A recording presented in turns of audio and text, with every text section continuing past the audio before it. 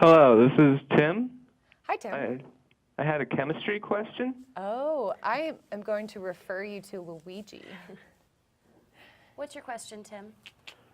What's your question, I was Tim? wondering, is there a way to predict a chemical reaction type such as synthesis or decomposition? If so, how? Are you asking if you would be able to figure out whether a new compound is going to be made or whether a compound's going to fall apart? Is that what you want to figure out? Yes. There are certain ways. The way that I'm thinking off the top of my mind is you can go into, when you're dealing with metals, there's something known as the activity series. And the higher a metal is up on the activity series, the more it's going to react or it's not going to react. And so there are multiple ways like that. Otherwise, there are many different ways that I can think of. And quite frankly, I don't know if I can list them off the top of my mind. Do you have a specific equation that you're dealing with? No.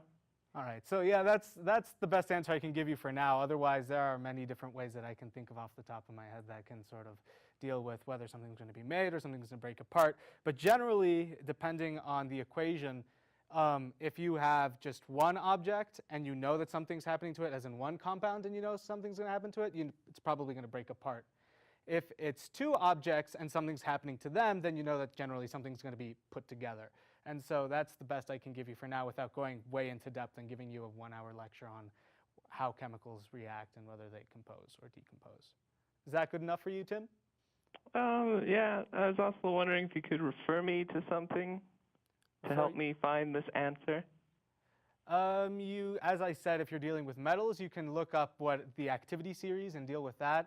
Otherwise, probably you can either look in your chemistry textbook if you're working out of a chemistry textbook, or a quick internet search can help you out with that. Okay, thank you. All right, thank you, Tim.